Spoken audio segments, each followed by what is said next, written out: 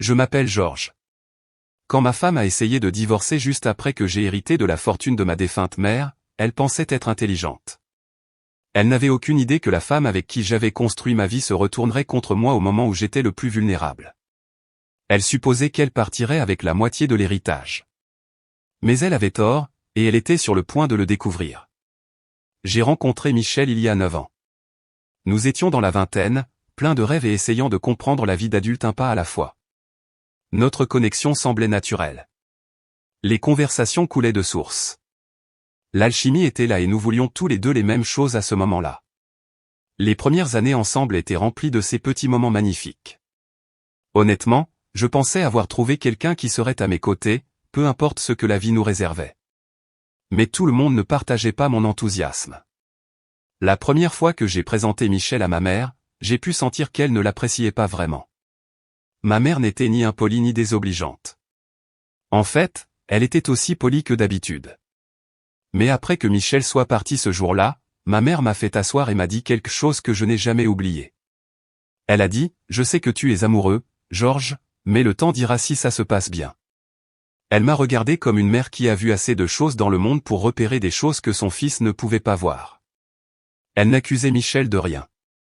Elle a été très claire en disant, « Je ne la déteste pas, mais tu es mon seul enfant et j'ai besoin que tu gardes les yeux ouverts. » Cette conversation est restée avec moi, mais à l'époque, je la considérais comme une simple inquiétude maternelle. Je pensais qu'elle était trop protectrice. J'ai suivi en partie son conseil et je ne me suis pas précipité pour me marier. Michel et moi sommes sortis ensemble pendant quelques années avant de nous fiancer. Et quand nous nous sommes finalement mariés, je pensais que nous étions prêts. Mais en y repensant maintenant, je me rends compte que ma mère avait remarqué quelque chose que moi, dans mon engouement, j'avais manqué. Même après notre mariage, la relation entre Michel et ma mère est restée la même, cordiale, mais froide. Il n'y a jamais eu d'explosion ou de dispute, juste de la distance. Ma mère est restée polie, mais réservée. Le genre de réserve qui vous dit qu'elle observe tout, mais qu'elle ne dira rien de plus à moins d'y être obligée. Elle n'a jamais essayé de s'ingérer dans notre mariage. Elle respectait mes décisions, même si elle n'était pas d'accord avec elles, mais elle ne s'est jamais non plus rapprochée de Michel. Il n'y a pas eu de longues discussions autour d'un thé ni de moments de complicité entre elles. À l'époque, je me disais que c'était normal. Tout le monde ne devient pas le meilleur ami de sa belle famille. Je pensais que tant qu'elle n'était pas hostile, c'était acceptable. Les premières années de notre mariage ont été plutôt stables. Il y a eu les hauts et les bas habituels. Apprendre à vivre ensemble, s'adapter aux habitudes de l'autre, trouver comment construire une vie côte à côte. Nous avions nos disputes comme n'importe quel couple, bien sûr, mais rien de majeur. J'avais passé des années à travailler dans un emploi stable dans le monde de l'entreprise. C'était sûr, mais pas gratifiant. J'avais cette envie de créer quelque chose pour moi, d'arrêter d'échanger des heures contre le rêve de quelqu'un d'autre. Alors, 2 ans après notre mariage, j'ai sauté le pas. J'ai quitté mon travail pour lancer ma propre agence. Ce n'était pas une décision imprudente car j'avais fait mes devoirs. J'avais économisé. J'avais formé une petite équipe. Pendant un certain temps, les choses allaient bien. Mais ensuite, un de mes employés a commis une grave erreur sur un projet majeur. C'était un désastre complet. Nous avons perdu non pas un, mais nos 2 plus gros clients. Ils se sont retirés immédiatement et la bouée de sauvetage de l'agence a été coupée. Ces 2 clients représentaient plus de la moitié de nos revenus. Et quand ils sont partis, j'ai eu l'impression qu'on m'avait arraché le sol sous les pieds. J'ai essayé de rester calme et de reconstruire. J'ai contacté de nouveaux clients potentiels. J'ai mis à jour notre présentation. J'ai suivi chaque piste que je pouvais trouver, mais aucune d'entre elles ne s'est approchée de combler le vide. L'agence est entrée dans ce que je ne peux décrire que comme un mode de survie. Nous étions toujours techniquement en activité, mais sans revenus suffisants pour nous maintenir à flot. Chaque semaine, je voyais notre solde bancaire baisser. Chaque soir, je me couchais en sachant que les chiffres ne collaient plus. Après 2 mois à essayer de tout maintenir, le stress a commencé à s'infiltrer dans notre vie de famille. Les factures ne s'arrêtaient pas. Les courses ne se faisaient pas toutes seules. J'ai fait de mon mieux pour faire tourner la maison, mais ce n'était pas suffisant. Et Michel ne le supportait pas. La patience que je pensais qu'elle avait s'est évanouie. Elle est devenue froide, en colère et amère. Je m'attendais à ce qu'elle prenne un peu le relais pendant que j'essayais de redresser la barre. Je ne lui demandais pas de porter le fardeau pour toujours, juste pour un temps. Mais au lieu de me soutenir, elle transformait chaque jour en une bagarre. Même quand elle aidait avec de l'argent, elle s'assurait que je l'entende bien. Elle se plaignait parfois pendant des heures de la façon dont j'avais quitté un travail parfaitement bon pour poursuivre une entreprise qui s'effondrait en temps réel. Et pour être juste, je comprenais d'où venait la frustration. Mais ce qui a le plus fait mal, c'est la rapidité avec laquelle elle a commencé à pointer du doigt, comme si rien de tout cela ne nous affectait tous les deux.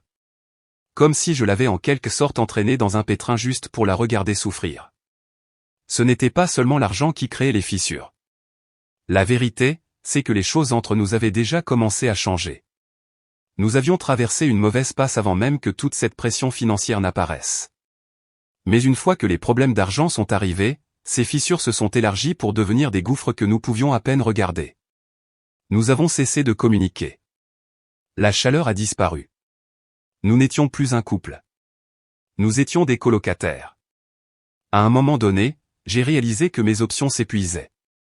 J'avais essayé de maintenir l'entreprise à flot par moi-même, luttant chaque semaine et espérant une sorte de miracle.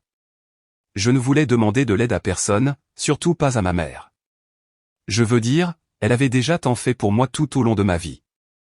Mais la fierté ne paie pas les factures, et voir tout ce que j'avais construit s'effondrer lentement, ce genre de pression change votre perspective très rapidement. Alors, un après-midi, je suis allé chez ma mère. Je lui ai tout raconté. Comment l'agence sombrait. Comment j'avais perdu mes principaux clients. Comment j'avais essayé de régler ça en silence, mais que je ne pouvais pas le faire seul. Je pensais qu'elle serait peut-être déçue ou qu'elle me ferait l'un de ces discours du genre « tu aurais dû savoir ». Mais elle ne l'a pas fait. Elle a écouté, a hoché la tête lentement et, après quelques secondes de silence, elle s'est levée, est allée à son tiroir, a sorti un dossier et a dit « prends ça. Ça devrait couvrir ce dont tu as besoin pour te remettre sur pied. » Elle m'a donné assez pour restructurer les choses, embaucher des consultants temporaires, réorganiser nos propositions et remettre nos systèmes en marche. Ce n'était pas une solution miracle, mais ça m'a donné un répit. Et dans les mois qui ont suivi, les choses se sont un peu améliorées. J'ai décroché quelques nouveaux clients. Ils n'étaient pas aussi gros que ceux que j'avais perdus, mais ils ont aidé à stabiliser les liquidités. J'ai arrêté de me réveiller en sueur froide, pensant que le bureau allait fermer la semaine suivante. J'ai senti que je pouvais enfin respirer à nouveau. Mais alors que l'entreprise se remettait lentement, le mariage, lui, ne le faisait pas. C'était la partie difficile. On pourrait penser que le soulagement financier apaiserait la tension entre nous. Mais au lieu de ça, cela n'a fait qu'exposer à quel point nous nous étions éloignés. Michel et moi ne nous parlions presque plus. Quand nous le faisions, c'était superficiel. Nous ne passions pas de temps ensemble, non pas à cause des horaires de travail, mais parce que nous avions cessé de faire des efforts. Nous mangions dans la même pièce, mais nous nous regardions à peine dans les yeux. Nous dormions dans le même lit, mais nous nous sentions comme des étrangers. J'ai essayé parfois, mais ça finissait toujours par des réponses monosyllabiques ou le silence. Nous savions tous les deux que quelque chose se brisait, mais aucun de nous ne voulait le dire à voix haute. Alors nous avons simplement vécu comme ça pendant des mois. Un après-midi, de nulle part, j'ai reçu un appel de ma mère. Sa voix était douce, mais il y avait une gravité dans son ton que je n'avais jamais entendue auparavant. Elle m'a demandé si je pouvais passer la voir le lendemain. J'ai su que quelque chose n'allait pas. Le lendemain, je me suis rendu chez elle, pensant qu'elle avait peut-être juste besoin d'aide pour quelque chose dans la maison. Mais quand je me suis assis, l'expression sur son visage m'a dit qu'il ne s'agissait pas de robinet qui fuit ou de course. Elle m'a dit qu'elle avait un cancer des ovaires, pas récemment diagnostiqué. Elle vivait avec depuis près d'1 an. C'était déjà à un stade avancé. Les traitements qu'elle suivait ne fonctionnaient pas comme espéré. Ses médecins lui ont dit qu'il était temps d'arrêter de penser en termes d'années et de commencer à penser en termes de mois. Ce moment m'a anéanti. Je suis resté assis là, complètement immobile, essayant de digérer. Mais tout semblait flou. Ma mère était mon roc. Depuis que mon père était décédé il y a 12 ans, elle avait été la seule constante dans ma vie. Entendre que j'allais la perdre, c'était comme entendre que le sol sous mes pieds allait s'effondrer. Je me souviens être assis là, regardant ses mains, pensant à combien de fois ses mains avaient tenu les miennes quand la vie devenait difficile. Et maintenant, c'était à moi qu'on disait de me préparer à la laisser partir. Les semaines qui ont suivi ont été parmi les plus difficiles que j'ai jamais vécues. J'ai essayé de maintenir mon agence à flot. J'ai essayé de garder la tête hors de l'eau professionnellement, mais mon cœur n'y était pas. Il était à l'hôpital, assis à ses côtés, ou mentalement coincé dans cette chambre d'hôpital même quand je n'y étais pas physiquement. Voir quelqu'un que l'on aime s'éteindre lentement n'est pas quelque chose que l'on peut décrire adéquatement. Je m'asseyais là et je lui tenais la main, parfois en silence, parfois en parlant de rien parce que je ne savais pas comment parler d'adieu. J'ai parlé à Michel de ce qui se passait et au début, elle a réagi avec sympathie. Elle a dit toutes les bonnes choses, mais au fil du temps, j'ai commencé à remarquer à quel point elle était peu présente en réalité. Elle a visité l'hôpital quelques fois, mais pas souvent. Quand je lui posais la question, elle disait que le travail était écrasant ou que les hôpitaux la déprimaient. Je ne l'ai pas pressée. Pour être honnête, j'avais déjà accepté qu'elle et ma mère n'avaient jamais eu de relation proche. Elles étaient cordiales, polies même, mais il n'y avait jamais eu cette vraie chaleur. Alors j'ai cessé d'attendre plus. Je ne voulais pas me battre alors que je me noyais déjà émotionnellement. 2 mois. C'est le temps que ma mère est restée à l'hôpital avant que son corps ne cède. 2 mois à regarder la femme la plus forte que je connaisse perdre lentement sa force. Et quand elle est finalement décédée, même si je l'avais vue venir, je n'étais toujours pas prêt. Elle m'avait toujours dit que lorsque son heure viendrait, elle ne voulait pas de fanfare. Elle ne voulait pas que les gens prennent l'avion ou fassent des discours. Elle voulait être enterrée tranquillement, sans délai. Alors je me suis assuré que c'était exactement comme ça. Je l'ai enterrée le lendemain, comme elle l'avait demandé. Je me suis occupé de tout. Les papiers des pompes funèbres, le service. Je me souviens être debout près de sa tombe, écoutant le pasteur parler et pensant, comment continuer quand la personne qui vous a appris à survivre n'est plus là pour vous guider. Ce fut le début d'une saison très sombre de ma vie.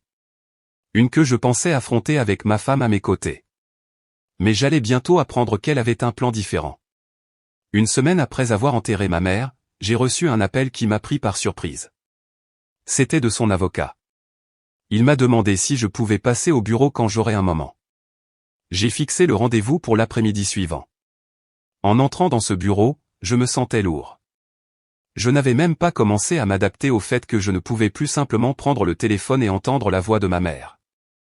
Je m'attendais à ce que la réunion porte sur des formalités administratives, peut-être pour signer les frais funéraires ou clôturer ses comptes. L'avocat a sorti un épais dossier.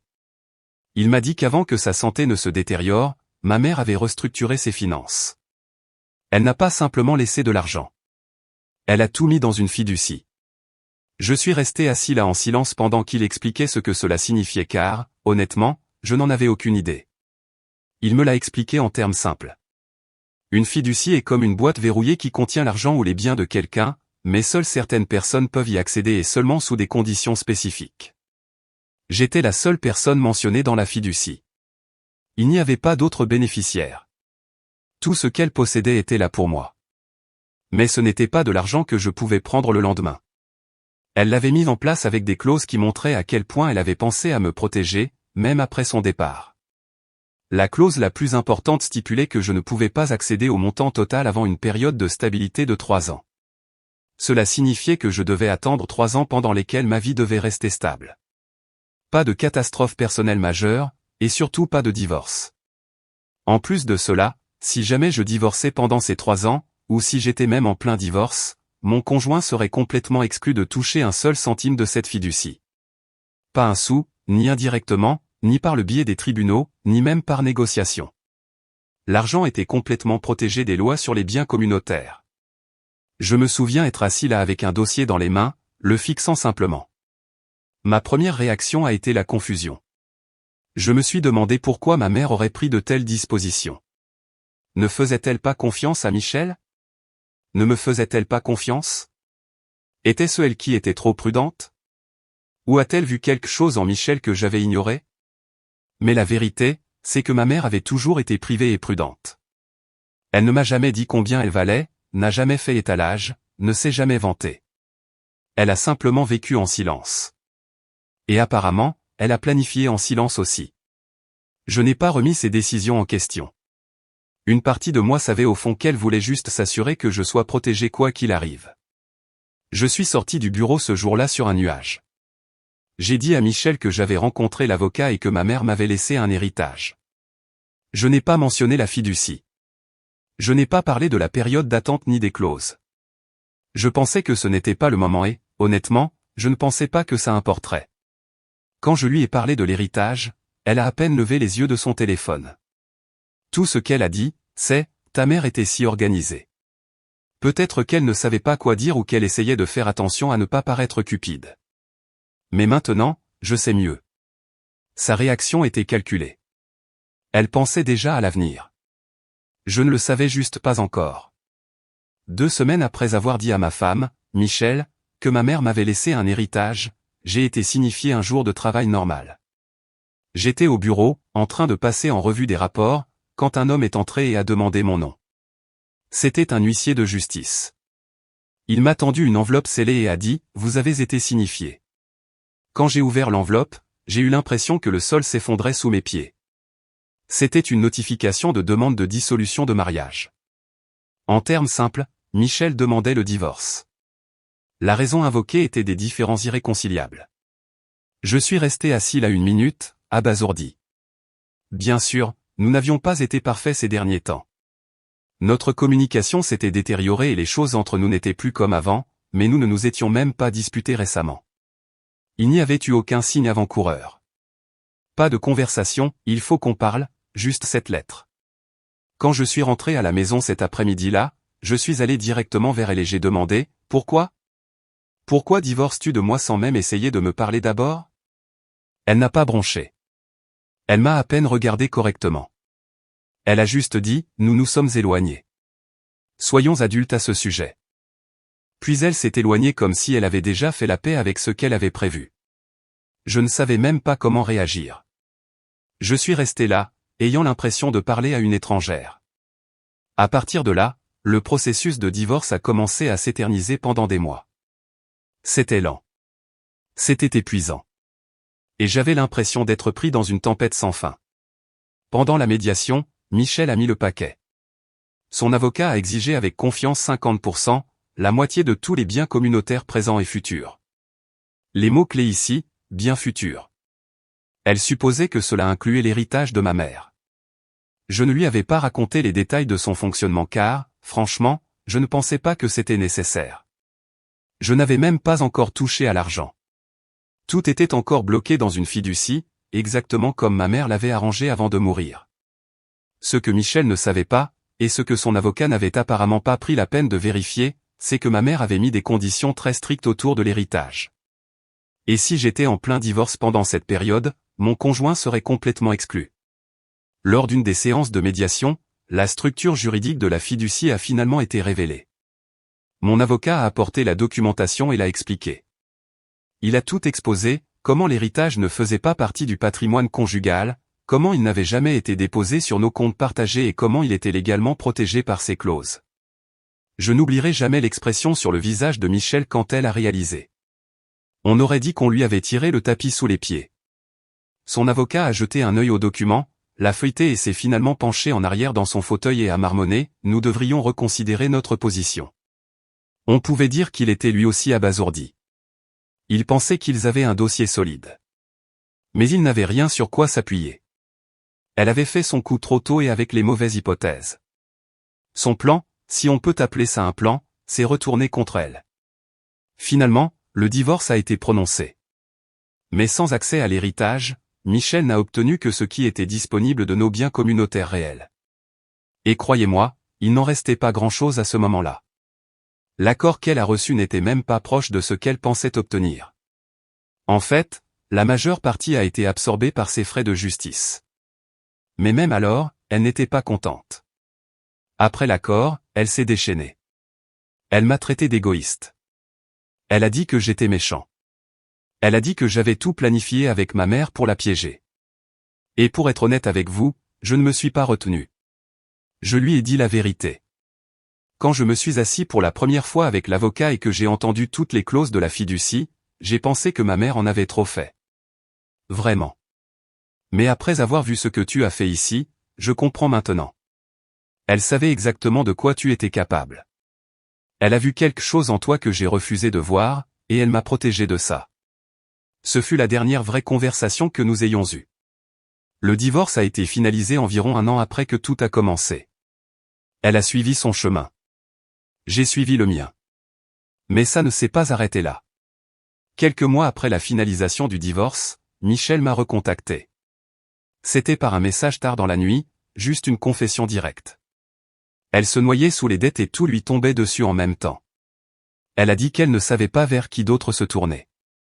Elle a dit qu'elle se sentait piégée. Et pendant un instant, juste un instant, j'ai senti ce vieil instinct me tirer, la partie de moi qui aurait autrefois déplacé des montagnes pour l'aider. Mais je ne l'ai pas fait. J'ai pris une grande inspiration et j'ai répondu, « Je suis désolé que tu traverses ça, Michel, mais je ne peux pas te sauver. Je te souhaite vraiment le meilleur. » Je me suis arrêté là parce que c'est la vérité, quand quelqu'un vous montre qui il est, surtout au plus bas, vous le croyez. Et quand il essaie de profiter de votre douleur, vous ne revenez pas lui donner une autre chance de le faire. C'était la dernière fois que nous nous sommes parlé. En y repensant, je suis reconnaissant pour les signaux d'alarme, pour le chagrin qui m'a ouvert les yeux, et même pour le silence qui a suivi. Je ne vais pas mentir et dire que ça n'a pas fait mal. Ça a fait mal. J'ai perdu ma mère et mon mariage dans la même saison de ma vie. Ce genre de douleur change une personne, mais ça vous réveille aussi. Merci de m'avoir écouté. Histoire 2, ma femme m'a envoyé me coucher seule, sa tante a frappé à ma porte et a dit, « Je peux entrer ?» C'était un vendredi soir, rien de spécial, juste une autre longue semaine passée dans la graisse, les outils et les moteurs cassés. Je suis mécanicien diesel, je le suis depuis que j'ai 22 ans, et quand vous travaillez dans un petit atelier de réparation de camions à Louisville, Kentucky, le vendredi n'est pas un jour où l'on va boire un verre avec les copains. C'est rentrer à la maison, prendre une très longue douche, manger quelque chose de gras et s'effondrer à 10 heures. C'était le plan. Je suis arrivé dans l'allée vers 18h15. Le soleil était encore levé, mais il déclinait, fin de l'été, ce genre de journée où la chaleur se calme enfin après vous avoir cuit la peau toute la journée. J'ai tout de suite remarqué que la poubelle n'avait pas été rentrée du trottoir. Chelsea m'envoie généralement un SMS à ce sujet si j'oublie, mais ce soir, rien. Pas de « Salut chérie, n'oublie pas la poubelle », pas de « Achète du lait », pas d'émoji bisous. Quand je suis entré, la maison était complètement silencieuse. Pas de télé, pas d'enceinte Bluetooth qui crache du Taylor Swift comme elle le fait habituellement en cuisinant, juste le bourdonnement du frigo et le tic-tac de l'horloge murale de la cuisine. C'est tout. Je l'ai trouvée debout près de la cuisinière, le dos tourné, les bras croisés, fixant une casserole d'eau qui ne bouillait pas. Elle a tourné un peu la tête quand je suis entré. « Salut », a-t-elle dit, sans même sourire. « Salut », ai-je répondu. Le dîner sera prêt dans un moment, je fais des pâtes. Je suis un peu fatigué, par contre. Pas de câlin, pas de baiser, pas de contact visuel réel, juste une énergie qui semblait complètement étrange. Chelsea et moi sommes ensemble depuis 10 ans, mariés depuis 6. Nous avons une fille de 7 ans, Aubrey, qui est tout pour moi. Mais même avant ce soir, quelque chose avait commencé à changer entre nous. Elle était plus distante, moins affectueuse. Chaque caresse semblait forcée, chaque baiser avait l'air de cocher une case. Pourtant, on ne veut pas tirer de conclusions hâtives. La vie est dure, les gens sont fatigués, n'est-ce pas? Surtout les infirmières. Chelsea travaille de nuit à UFL Health, alternant entre les urgences et la médecine interne. Je sais qu'elle est épuisée. J'essaie toujours d'être compréhensif. C'est ce que les maris sont censés faire. Mais ce soir-là, quelque chose en elle, je ne sais pas, mec, elle n'était pas seulement fatiguée, elle était déconnectée. Nous avons dîné, principalement en silence. Elle m'a posé des questions sur mon travail, mais de cette manière paresseuse, du genre où la personne n'écoute pas vraiment, mais comble juste le vide. Quand je lui ai demandé comment s'était passée sa journée, elle m'a donné un « bien », longue journée, générique et a enchaîné en parlant de sa tante Tania, qui restait encore avec nous après son opération de la vésicule biliaire. Je n'aimais même pas Tania. C'était le genre à flirter un peu trop, à plaisanter un peu trop fort. Une fois, elle m'a dit, « Tu es sûr que ta femme sait ce qu'elle a à la maison ?» avec un clin d'œil qui m'a donné la chair de poule. J'ai ignoré, bien sûr. La famille, c'est la famille. Après le dîner, j'ai proposé de faire la vaisselle. Elle a dit, « Non, merci chérie, tu peux te détendre ce soir. » Ce n'était pas un non gentil, c'était un « non », je m'en occupe, rapide, comme si elle ne voulait pas que je traîne dans les parages. J'ai pris une bière au frigo, je me suis assis sur le canapé et j'ai regardé TikTok pour tuer le temps. Vers 21h30, je l'ai regardée. Elle était assise à la table de la salle à manger, regardant son téléphone, les écouteurs aux oreilles. Elle ne m'a pas dit un mot, a juste continué à taper, le visage éclairé par la lueur de l'écran, un étrange sourire de temps en temps. C'est là que j'ai remarqué que son téléphone s'allumait encore et encore. Elle n'arrêtait pas de le retourner rapidement. Je n'ai pas demandé. Je n'ai rien dit. Mais je l'ai vu. À 22h10, elle s'est finalement levée, s'est étirée et a dit « Chérie, je suis morte. Va te coucher d'abord, je vais nettoyer en bas et je monterai bientôt. » C'était bizarre. Elle ne dit jamais ça. Normalement, c'est moi qui m'endors tôt. Chelsea a toujours été celle qui regarde Netflix ou son téléphone jusqu'à minuit. Pourtant, j'ai juste dit « D'accord ». Je lui ai fait un bisou sur la joue, qu'elle a à peine rendu, et je suis monté. J'ai atteint la chambre. Je me suis allongé dans le lit, mais je n'arrivais pas à me détendre. Je n'ai même pas enlevé mes bottes au début. Quelque chose dans toute son attitude m'avait affecté. Avez-vous déjà eu ce pressentiment, celui qui ne crie pas mais chuchote, quelque chose ne va pas? C'est ce que je ressentais. Je me suis levé, j'ai jeté un coup d'œil à travers les stores. La lumière du porche était encore allumée. Normalement, elle l'éteint à 9h, comme une horloge. Je me suis rassis et j'ai regardé l'heure. 22h38, toujours pas de bruit d'en bas. C'est là que j'ai commencé à relier de petites choses. Plus tôt cette semaine, j'ai trouvé une odeur de cologne sur un de ses sweats en faisant la lessive. Elle a juré que c'était d'un câlin qu'elle avait fait à un patient masculin. Le week-end dernier, elle a dit qu'elle restait tard pour une réunion obligatoire, mais son amie infirmière, Morgane, a posté une story dans un bar sur un toit du centre-ville et Chelsea était là, en arrière-plan.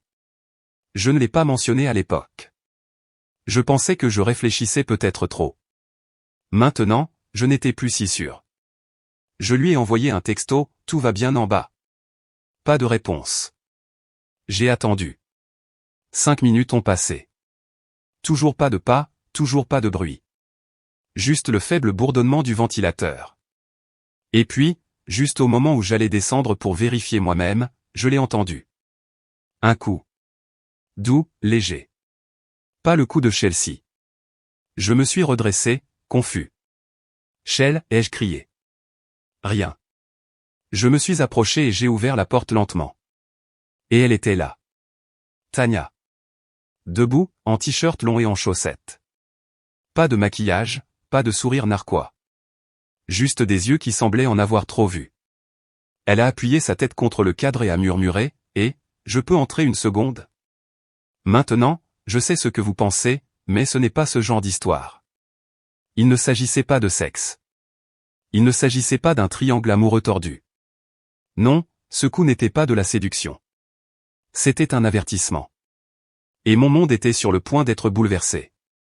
Quand j'ai ouvert la porte ce soir-là et que j'ai vu Tania debout là, je jure devant Dieu que ma première réaction n'a même pas été la confusion, c'était un malaise total. Je ne m'attendais pas à elle. Je n'étais pas préparé pour elle. C'était instantanément inapproprié. Elle portait un de ces t-shirts de nuit surdimensionnés que les femmes adorent, du genre qui dit quelque chose comme « d'abord le café, ensuite on parle ». Elle avait les bras croisés et avait l'air nerveuse, pas aguicheuse, pas enjouée comme elle l'était d'habitude. Pas de mascara, pas de bijoux, même pas de chaussettes. C'était comme si elle sortait tout droit d'une crise de panique. Je me suis frotté les yeux, encore à moitié endormi. « Tania, qu'est-ce qui se passe ?» Elle s'est mordu la lèvre et a regardé dans le couloir comme pour s'assurer que personne d'autre n'était là. « Je suis désolée, a-t-elle dit, mais, je ne savais pas quoi faire d'autre. Il fallait juste que je te dise quelque chose. » Je me suis écarté et je l'ai laissée entrer, ne sachant toujours pas ce qui se passait. Elle s'est assise sur le bord du lit et je suis resté debout, gardant mes distances. Je n'étais pas à l'aise. Quelque chose dans toute cette situation semblait trop fragile, comme si un mot de travers allait tout faire exploser. Tania m'a regardé avec des yeux qui ne clignaient pas beaucoup. « James » a-t-elle dit, très doucement, « j'ai entendu Chelsea au téléphone ce soir. Elle te trompe. » Juste comme ça. Pas de préambule, pas d'hésitation. Ma première réaction a été de rire. Pas parce que c'était drôle, mais parce que ça semblait impossible. J'ai littéralement ri, je me suis frotté le visage comme si je me réveillais d'un rêve. Allez, Tania, sérieusement? Elle n'a pas souri. Elle n'a pas cligné des yeux. Elle a juste dit, je ne plaisante pas. J'ai des preuves. Maintenant, j'étais complètement réveillé. Elle a sorti son téléphone de la petite poche de sa chemise, a ouvert l'application Ring et a tourné l'écran vers moi. Il y avait un clip sauvegardé horodaté à 22h11. J'ai vu la lumière du Porsche briller dans notre jardin et puis, sur le bord de l'écran, Chelsea est sortie. Elle parlait au téléphone, faisant les 100 pas. Puis, un homme est entré dans le champ. Grand, barbu. Pas un voisin. Personne que je n'avais jamais vu auparavant. Il s'est approché comme s'il l'avait déjà fait, avec confiance, à l'aise. Chelsea a regardé autour d'elle une fois, puis l'a embrassé passionnément, comme si ce n'était pas la première fois. J'ai senti ma gorge brûler. Mon cœur n'a même pas accéléré, il s'est juste effondré. Tania a baissé son téléphone et m'a regardé. C'est Brian. Il n'est pas seulement son collègue. Ils se parlent depuis des semaines. J'ai entendu son nom hier soir quand j'étais dans la cuisine. Je suis juste resté à regarder le mur. J'ai senti mes mains se serrer en poing sans même m'en rendre compte. C'était une femme avec qui j'avais construit une vie, une femme avec qui j'avais acheté une maison. Nous partagions des factures, nous élevions notre fille ensemble. Je lui ai donné chaque once de patience que j'avais quand elle travaillait de nuit, quand elle était de mauvaise humeur, quand elle n'était pas d'humeur. J'ai porté le fardeau émotionnel pendant des mois sans me plaindre. Et c'est ce qu'elle a fait? C'était comme si quelqu'un m'avait poignardé dans la poitrine, mais très lentement. Le genre de douleur qui ne vous tue pas, mais qui vous ronge de l'intérieur. Tania s'est levée lentement. Je ne veux pas empirer les choses, a-t-elle dit, mais tu mérites de savoir la vérité avant qu'elle ne te trompe davantage. Elle prépare quelque chose dans ton dos. Préparer quoi? Elle a hésité, puis a lâché une autre bombe. Je l'ai entendu dire qu'elle allait attendre après l'anniversaire d'Aubrey pour demander la séparation. Pour que ça ait l'air propre, a-t-elle dit. Elle voulait le faire selon ses termes pour que tu ne la ruines pas financièrement. J'ai serré la mâchoire. Il ne s'agissait plus seulement d'infidélité. C'était de la manipulation, de la stratégie. Elle jouait aux échecs avec ma vie pendant que j'essayais juste d'être un mari et un père décent. Je me suis assis sur le bord du lit, mes jambes étaient comme de la gélatine. Tania a reculé un peu, me donnant de l'espace. Elle n'essayait pas de se rapprocher, pas d'être bizarre. Elle avait l'air presque aussi en colère que moi. Je sais que j'ai plaisanté avant, James, a-t-elle dit, mais je n'ai jamais voulu me mettre au milieu de quoi que ce soit. Je ne peux juste pas rester là et la regarder brûler ta vie pendant que tu es dans le noir. J'ai hoché la tête lentement, toujours incapable de parler. Elle a pris son téléphone, a pris une grande inspiration et a dit, je vais faire mes valises. Je vais rester dans un hôtel pour le reste de la semaine. Je ne veux pas être là quand ça va exploser. Mais écoute-moi. Ne la confronte pas tout de suite. Ne crie pas. Ne casse rien. Ne perds pas ton sang-froid. Sois intelligent, sois froid. Laisse-la marcher dans son propre feu. Et sur ce, elle est partie. Je suis resté assis là pendant un long moment. Je n'arrêtais pas de rejouer cette vidéo, regardant ma femme, embrasser un autre homme dans notre jardin comme si de rien n'était. Comme si je n'existais pas. Comme si les vœux que nous avions prononcés devant 80 personnes à l'église de Lake Forest n'avaient aucune importance. Comme si je n'étais pas resté éveillé toute la nuit l'hiver dernier à réparer sa roue crevée dans la neige juste pour qu'elle puisse aller travailler. Comme si les années que nous avions passées à lutter pour payer notre premier prêt auto ne signifiaient absolument rien. C'est le manque de respect qui m'a le plus blessé. Même pas la trahison. C'est le fait qu'elle ait pensé que j'étais stupide. Qu'elle ait pensé que je ne m'en rendrais jamais compte. Que je continuerais simplement à vivre comme si de rien n'était. Et honnêtement, ça aurait pu être vrai si Tania n'avait pas frappé à minuit si précise. J'ai entendu la porte d'entrée grincer, puis j'ai entendu ses pas à l'étage. Lent, désinvolte. La porte de la chambre s'est ouverte. Chelsea est entrée, tenant son téléphone. Pas de culpabilité sur son visage, pas de honte. Elle a souri et a dit, désolé. Je me suis endormi sur le canapé en regardant un film. Tu étais déjà crevé. Je n'ai pas dit un mot, j'ai juste hoché la tête et je me suis retourné dans le lit. Elle s'est glissée dans le lit comme si de rien n'était. Ce moment, là, ce silence, c'est là que quelque chose s'est brisé en moi. Pas de manière violente, pas du genre à crier jusqu'à ce que la police arrive. C'était silencieux, contrôlé. Le moment où j'ai su que je ne la regarderais plus jamais de la même manière. Je me suis allongé à côté d'elle et j'ai regardé le ventilateur de plafond, comme je l'avais fait auparavant. Mais j'étais un homme différent maintenant. Et dans cette obscurité, j'ai commencé un plan. Je n'ai pas dormi cette nuit-là, pas une minute. Chelsea ronflait à côté de moi comme si de rien n'était, comme si elle ne venait pas de rentrer après avoir embrassé un autre homme dans mon dos. C'était fou, d'être allongé là, dans le même lit, sous le même toit, avec une femme qui n'avait aucune idée qu'elle venait d'être découverte. Mais je n'allais pas exploser. C'est ce qu'elle attendait probablement, une grosse dispute, peut-être moi pleurant, suppliant, l'accusant au milieu de la nuit. Non, ça lui aurait donné du pouvoir, ça lui aurait donné une chance de tordre l'histoire, de la retourner contre moi. J'ai vu ce qui se passe quand les hommes réagissent émotionnellement, ils finissent par passer pour les méchants. Je n'allais pas jouer à ce jeu. Au lieu de ça, je me suis levé à 6 heures précises, avant qu'elle n'ouvre les yeux. J'ai pris une douche, je me suis habillé, j'ai fait du café et j'ai quitté la maison sans un mot. Et c'est là que ça a commencé, le calme avant la tempête glaciale. Ce samedi matin, je suis allé directement chez mon ami Travis, à Jefferson Town. Travis est un de ces gars qui ne parle pas beaucoup, mais qui sait toujours quoi faire. Je lui ai tout raconté. Il ne m'a pas interrompu, m'a juste donné un café et m'a laissé parler. Quand j'ai eu fini, il a dit, « Tu as besoin d'un avocat, en silence, et de mettre tes affaires en ordre. » C'est exactement ce que j'ai fait.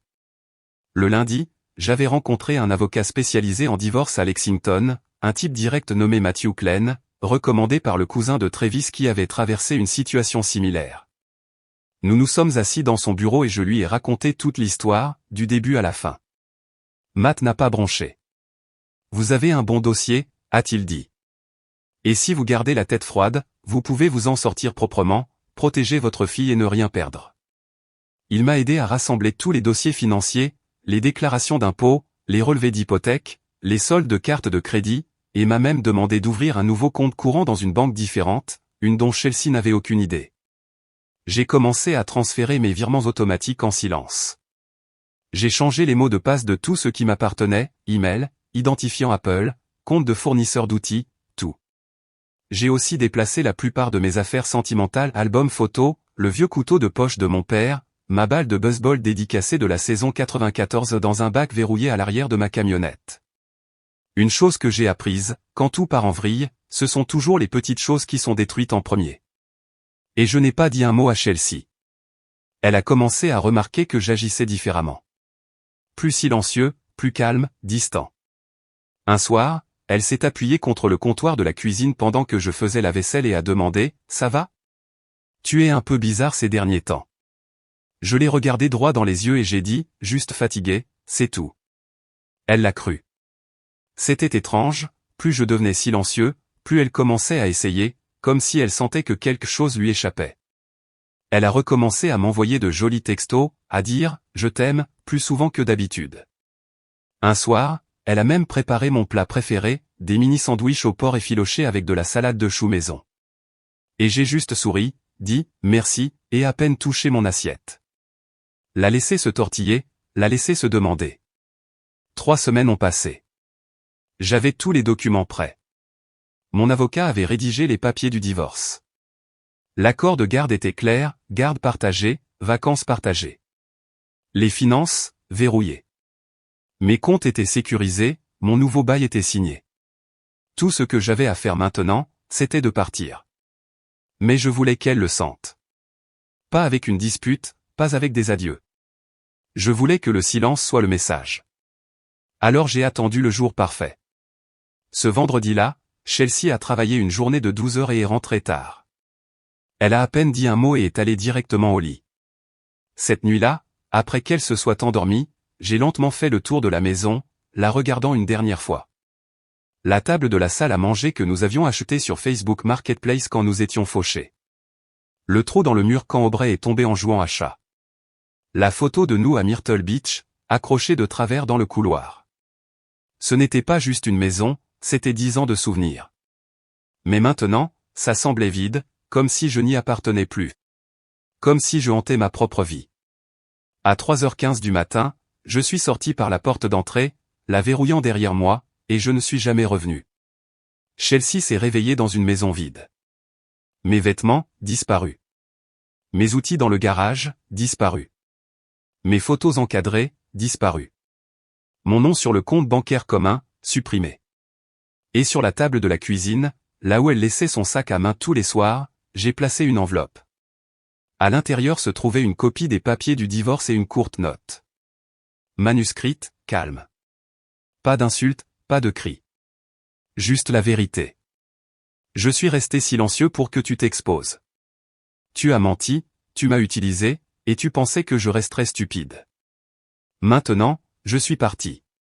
Et le silence est à toi pour vivre avec. Bonne chance. Mon téléphone a commencé à sonner sans arrêt vers 9h45. D'abord un appel manqué, puis un texto, puis un autre. James, où es-tu? James, tu es parti quelque part? James, qu'est-ce qui se passe? James, ce n'est pas drôle, appelle-moi. Je n'ai pas répondu. Vers midi, j'en ai reçu un de plus. James, tu es parti? Tu es sérieux? J'allais te parler bientôt. On traversait juste une mauvaise passe. Tu ne m'as même pas donné une chance. Ce n'est pas juste. J'ai souri à celui-là. Parce qu'elle a finalement réalisé qu'elle avait perdu le jeu qu'elle pensait contrôler. 2 jours plus tard, sa tante Tania m'a envoyé un texto. Elle est folle. Elle a dit à sa mère que tu l'avais abandonnée. Je lui ai dit qu'elle t'avait abandonné d'abord. Elle n'a pas aimé ça. Une semaine plus tard, Brian a essayé de m'envoyer un texto depuis un numéro temporaire. D'homme à homme, tu n'étais pas obligé de disparaître comme ça. Sois mature. Je l'ai bloqué sans même lire la suite. Parce que la maturité, c'est exactement ce que j'ai utilisé. Je n'ai pas crié. Je ne me suis pas battu. Je n'ai pas frappé. Je n'ai pas trompé. Je suis juste parti. Et croyez-moi, ce silence est la punition la plus bruyante qu'elle ressentira jamais. Aujourd'hui, je loue un 2 pièces à Owensboro, à environ 2 heures à l'ouest. C'est plus petit, mais c'est paisible. Aubrey reste avec moi un week-end sur 2 et un soir par semaine. On va à la pêche, on fait du vélo, on mange des pizzas bon marché et on rit beaucoup plus qu'avant. Elle est plus heureuse, je suis plus calme. Je dors mieux. Chelsea m'envoie encore de longs textos de temps en temps. Tu nous manques. J'ai merdé. Je ne réfléchissais pas clairement. Tu étais un si bon homme. Mais je ne réponds pas. Pas parce que je suis amer, mais parce que je suis libre. Et je ne serai plus jamais l'option de quelqu'un.